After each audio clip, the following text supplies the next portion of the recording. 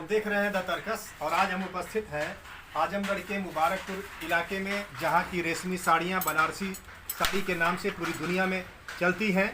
और उसी वहीं हम देखिए बैठे हैं, ये ताना बाना और ये हथकरघा का ये सिस्टम पूरा आपको दिखाई दे रहा है। ये जो काम कर रहे हैं इनका नाम है आसिफ लोहिया। इस ग्राम सभा का नाम है कौड़िया, और कौड़िया में इस इलाके को ज़बानी तौर पर लोग लोहिया कहते हैं। शायद यहाँ की मिट्टी लोहे की तरह से कठोर थी, इस नाते ये नाम दिया गया है। तो आसिफ जी हमारे साथ हैं। आसिफ जी, थोड़ा हमसे कुछ बात भी कर लीजिए। हम आपके काम में थोड़ा व्यवधान तो करेंगे, लेकिन आपकी क्या आपकी बात है, क्या है आपकी समस्याएं, इस पर हम बात करना चाहेंगे। अपना परिचय बताएं। मुझको आसिफ लोहिया करते हैं। आसिफ लोहिया, मैं बुनकर समाज से संबंध रखता हूँ और ये मेरा पारिवारिक और जन्म जाति पेशा है जी। इधर थोड़ा कैमरे पर देखेंगे तो जनता सीधे रूबरू। हमारा जो है ये व्यवसाय इस वक्त जो है काफ़ी बर्बादी के दहाने पर जा रहा है जी।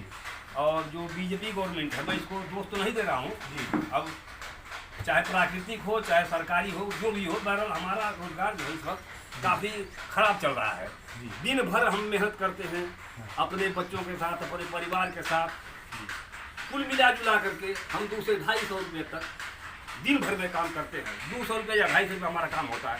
उसमें हम पूरे परिवार का खर्च चलाते हैं, बच्चों की पढ़ाई है, दवा है, दर्पण है, सारी व्यवस्था हमको इसी में करना रहता है। ये मंदी और गिरावट लगभग कितने सालों से? ये इधर 2000 जब शुरू हुआ है जी, तभी से जो है इसमें लगातार जो गहन लग गया है तब से। हाँ जी, हाँ जी, हाँ। अच्छा, आप क्या क्या बना लेते हैं? साड़ी बनाते हैं, और साड़ी बना लेते हैं, दुपट्टा बना लेते हैं, सलवार बना लेते हैं, समीज बना लेते हैं। सारी चीज़ें जो है हम हैंडलूम से ही बनाते हैं, पावरलूम हमारे यहाँ नहीं है। ये चीज़ें बिकती कैसे हैं? ये हमारा जो सेठ होता है, जो हमारा मालिक होता है, उसके यहाँ पे हमको रॉ मटेरियल मिल जाता है, कच्चा माल मिल जाता है। कच्चा माल मिल जाता है, हम उसको ले जा करके अपने यहाँ बनाते हैं जी। और मुकम्मल करने के बाद कपड़ा जब तैयार हो जाता है तो हम अपने मालिक को जा करके दे देते हैं। वो हमको मजदूरी देता है और ख़राब हो जाने पर कटौती भी काट लेता है।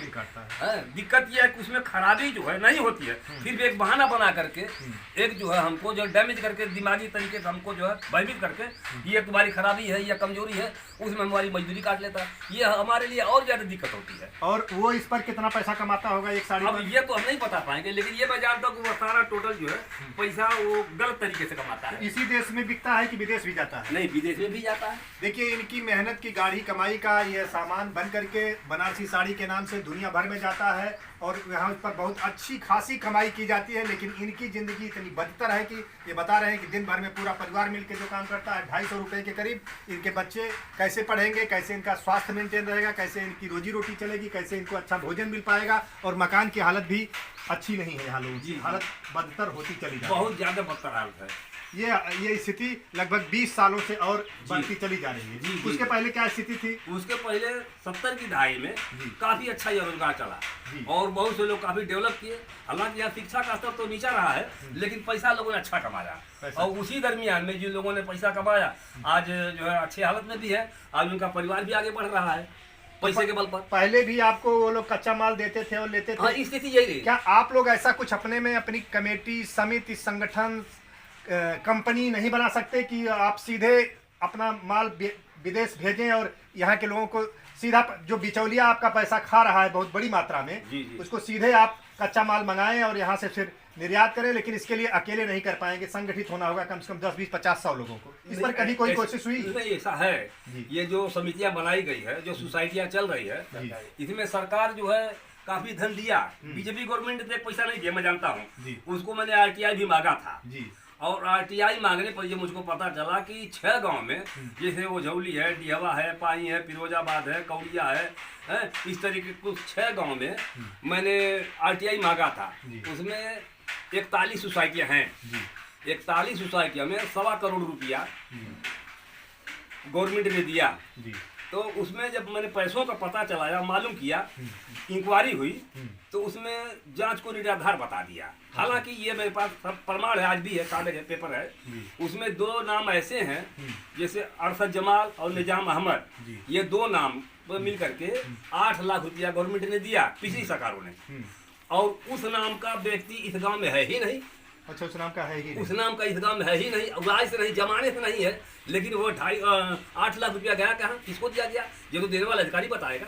ये तो जांच इस तरीके से घपला कभी हो रहा आपने उचित फोरम पर जिलाधिकारी वगैरह से बात रखा कभी? मैंने उसको बाकायदा जो इंक्वायरी कराया था, जिलाधिकारी को मैंने लिख करके दिया, उन्होंने एक टीम बना करके भेजा, उन्होंने निराधार कर दिया। तो अभी इसका क्या इलाज है, कौन दवा है? तो जितने लोग यहाँ हैं लगभग कितने लोग काम करते होंगे? ये पूरा गांव इसी में जो है लगा हुआ है, सारे लोगों का रोजी रोटी इसी से। एक अनुमानित संख्या कितनी हम मान सकते हैं यहाँ की? हाँ, यहाँ लोग के ये धंधा करते हैं, गांव नहीं पूरे इस इलाके की 2-4 गांव होगा। हाँ, इस इलाके में पूरा जो मुबारकपुर से संबंधित जितना है, छोटा है बड़ा गांव, सारे लोग जो है इसी से जुड़े हुए हैं। कितने होंगे? अरे कई लाख आदमी इसमें काम कर रहे हैं। परिवार अगर कहें तो 1-1000 परिवार और ज्यादा है, माने लगभग 4-5 हजार परिवार हम कह सकते हैं। जी जी जी, उससे भी अधिक, लाखों के ऊपर, लाखों परिवार, जी जी, लाखों परिवार से जुड़ा हुआ ये धंधा, और इसमें भ्रष्टाचार का घुन और इनकी जिंदगी की तबाही, और इस पर अभी तक सरकारी अमले की कोई ऐसी कारगुजारी नहीं हो पाई कि इनकी जिंदगी में राहत लाया जा सके। तो ये एक जबरदस्त मांग है सरकार और शासन में बैठे हुए लोगों से, क्योंकि शासन और सरकार कोई एहसान नहीं करेंगे। वो इसी देश की जनता का, इनकी गाढ़ी कमाई का पैसा है और इनको इनका हक मिलना चाहिए। इस बात को हम अपने चैनल के माध्यम से, दर्शकों के माध्यम से उठाना चाहते हैं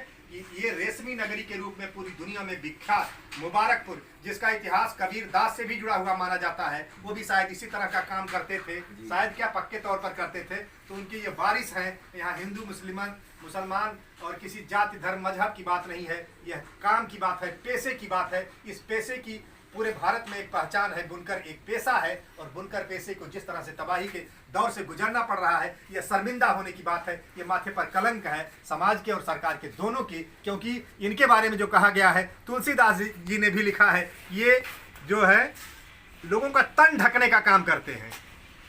तन ढकने का माने कपड़े बनाते हैं। अगर कपड़े ना हो तो आदमी नंगा हो जाएगा, फिर कुदरती दौर पर आ जाएगा। तो जो सबका तन ढकने का काम करते हैं, साधु चरित शुभ चरित कपासु, सरस विशद गुणमय फल जासु, ऐसा तुलसीदास ने लिखा है।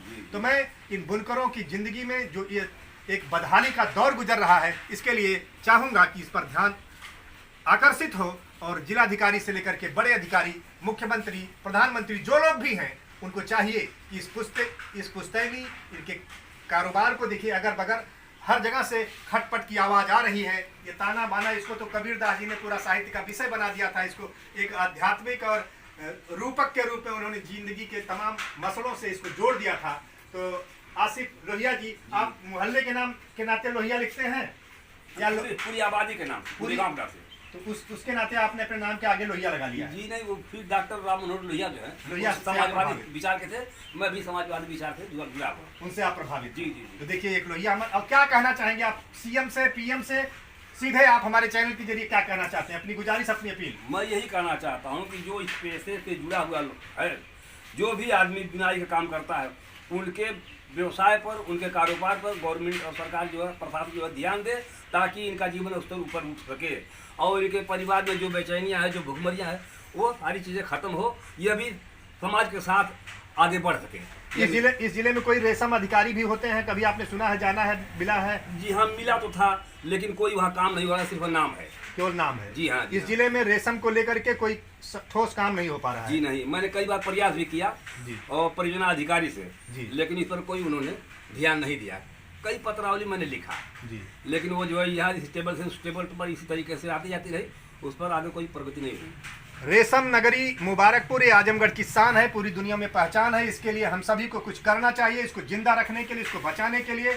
मैं आपको वचन दिलाता हूं कि अगर आप लोग इस पर थोड़ी भी पहल करें तो ये चैनल हमेशा आपके साथ रहेगा और आपकी आवाज़ को उठाने का काम है। हालांकि आसान काम नहीं है, इस पर मुझे मालूम है कि करोड़ों रुपए सरकार के द्वारा जारी किए जाते होंगे, और वह कहां पहुंचते हैं, कहां जाते हैं, क्या हो पाता है, इसका जवाब देने के लिए कोई अभी शायद मुस्तैदी से खड़ा हुआ नहीं दिख रहा है। लेकिन ये ज़रूरत है। ये पैसा किसी सरकार का कहीं आसमान से नहीं टपकता है, ये आदमी का पैसा, लोगों का पैसा, इस देश के गरीब जनता का पैसा होता है। वो सारा पैसा अगर इसके हक में लगे तो ये रेशमी नगरी का जो बनारसी साड़ी के रूप में नाम है, तो पूरी दुनिया में बड़े बड़े सेठ साहूकार जो इस पर कमा रहे हैं, वो इनके घरों में आता तो शायद इनकी ज़िंदगी में वो सुधार होता, तब्दीली होती और कुछ अच्छा हो पाता। हम फिर इस पर बात करेंगे। और ये कहानी यहाँ लाखों परिवारों की है, इसलिए एक विशेष तौर से यह ध्यान आकर्षण का विषय है। इस पर जवाब देना होगा शासन को, सरकार को, मुख्यमंत्री को, प्रधानमंत्री को, क्योंकि ये भी हमारे देश के नागरिक हैं। ये बुनकर ये मेहनत करते हैं और फाका कसी की ज़िंदगी जीना इनके लिए कहीं से उचित नहीं है। जी जी, बहुत बहुत धन्यवाद, आपने हमसे बात किया। अगर कुछ कहना चाहते हैं और ख़ास बात, कोई बात, अपनी दर्द पीड़ा, तो वो भी बताएं। और ये लाल बिहारी मृतक जी आपके साथ हैं जी। मैंने सुना कि इसमें पहले बच्चे ज्यादा काम करते थे, इन्होंने तमाम बंद करा दिया कि बच्चों से काम कराना ठीक नहीं है। जो बाल श्रमिक यहाँ चल रहा था, अब वो सिस्टम खत्म होगा, उनकी जरूरत ही नहीं है। अब जरूरत नहीं है। जी जी, नया सिस्टम आ गया। जी जी। उस समय इन्होंने पहले बच्चे जो है यहाँ बैठ करके जो है इसको काटते थे, लगाते थे। अच्छा। हम बगल में बैठाए रहते थे, उसका काम नहीं चलता था। हाँ। लेकिन अब वो सिस्टम खत्म हो गया। अब सिस्टम अब जो है अच्छा हुआ कि कम से कम हमारे बच्चे पढ़ पा रहे हैं। जी जी। अब बच्चे और बच्चियां स्कूल जा रहे हैं जी, काफी संख्या में। काफी संख्या में हर घरों में लोग जा रहे हैं, बच्चे जा रहे हैं स्कूल में, और पढ़ाई पठन का जो है काम आगे चल रहा है। बहुत अच्छा। सभी को शिक्षित होना होगा, पढ़ना होगा, उसके बिना हमारी ज़िंदगी के आगे बढ़ने का रास्ता नहीं खुलता है। सभी बच्चे बच्चियां पढ़ें, ये हमारी मंशा होनी चाहिए और इसको हमें आगे बढ़ाना है। तो आसिफ लोहिया जी, आपने हमें बात किया, समय दिया, हमने आपका थोड़ा समय लिया और आपसे बात किया। बहुत बहुत धन्यवाद। फिर आपसे मिलेंगे और आप ऐसे मुद्दों को लोगों को जोड़ के संगठित करके सीधे बिचौलियों से मुक्त होने के लिए कोई रास्ता खोजने की जरूर कोशिश करिए। जरूर आपकी ज़िंदगी में खुशहाली का वो सबब बन सकता है। आप सहयोग करें, जो है आपकी आवश्यकता भी पड़ेगी। हम चाहते हैं कि ये जो बिचौलिया है, जो गरीबों का शोषण हो रहा है, बुनकरों का जो है इस तरीके से जो हक हुकूक मारा जा रहा है, उसका समापन हो और लोग जो स्वतंत्र होकर काम करें। जो सेठ बन करके आपसे सामान खरीदते हैं, आपका इंटरव्यू देखेंगे तो उन पर क्या असर पड़ेगा? आपसे नाराज होंगे? आप कोई नुकसान कर सकते हैं? उसकी परवाह हमको नहीं है। मैं तो चाहता हूँ कि मेरे पास कुछ ऐसे माल है, दिखाइए। वो हमको जो हमारे जिम्मे लगा दिया, और अगर उसको हम देते हैं, उसका पैसा नहीं दे रहा है, हम देवा नहीं करेंगे।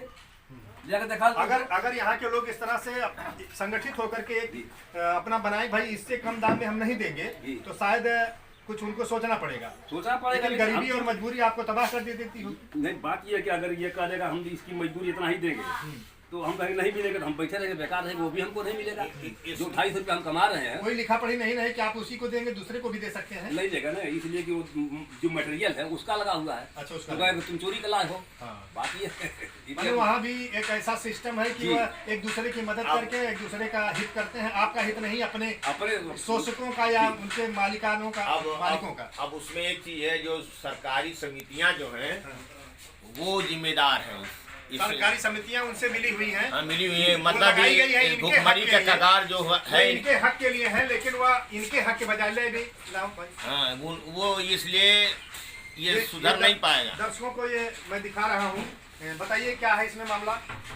इसको उन्होंने कह दिया कि ये रिजेक्ट है, ये रिजेक्ट है। हाँ, नहीं लेंगे, इसका पैसा कम देंगे। हमने कहा भैया, तो हम नहीं देंगे आपको। अच्छा। लेकिन ये कि हमारे जो हिसाब किताब जो होंगे, हमारे ऊपर जो कर्जा लगा देंगे। ये साड़ी है जी, हाँ, ये आपका कर्जा लगा देंगे और ब्याज नहीं जोड़ते हैं। नहीं, ब्याज नहीं। ये देखिए कितनी सुंदर साड़ियाँ हैं आप लोगों ने बनाई। इसको भी डिफेक्टिव बता दिया गया है। जी हाँ।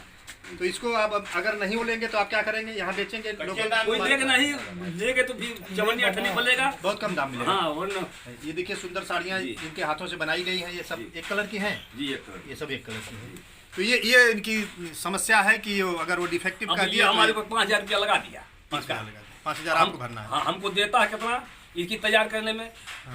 800 रुपया। 800 रुपया मिलता है और उसमें खराबी बता करके आपके ऊपर 5000 रुपया हमारे ऊपर दंड लगा, 5000 का दंड लगा। हाँ, कापी जाकर दिखा दो इनको जो लिखा है। तो ये तबाही है। हम कापी नहीं भी देखें तो भी आप बता रहे हैं, तो क्यों झूठ बताएंगे? तो ये समस्याएं हैं। और यहाँ जो सरकारी समितियां या इनके पोषण के लिए जो लोग खड़े हैं, लगे हैं, उनको इस पर ध्यान देना होगा कि वह संवेदनशील ढंग से और ईमानदारी से काम करें ताकि इनका फायदा हो। ये जहाँ के स्थिति में है, आने वाले समय में अगर यही हाल रही तो कोई भी नए लड़के इस काम में नहीं उतरेंगे और ये धंधा पुश्तैनी धंधा खत्म हो जाएगा। रेशमी नगरी का नाम मिट जाएगा। अब ये हम आ रहे थे तो साइन बोर्ड पर जैसे ही नगर में प्रवेश किए लिखा था कि रेशमी नगरी में आपका स्वागत है। तो इस रेशमी नगरी का स्वागत बना रहे, इसके लिए हम सबको जिंदा दिली से और संवेदनशीलता से सोचना होगा। आगे हम फिर इस बुनकर समाज की समस्या को लेकर के काम करेंगे, मिलेंगे और आपको बताएंगे। और आप सबके सहयोग की ज़रूरत है कि आप सीधे ऐसी स्थिति बनाने की कोशिश करें, इनके हाथों में कुछ पैसा आ जाए कि ये खुद कच्चा माल खरीदें, खुद बनाएं और खुद बेचें। तो शायद वो जो लोग बैठ करके इनके परिश्रम का माल खा रहे हैं, उनसे इनको मुक्ति मिल सके। बहुत बहुत धन्यवाद।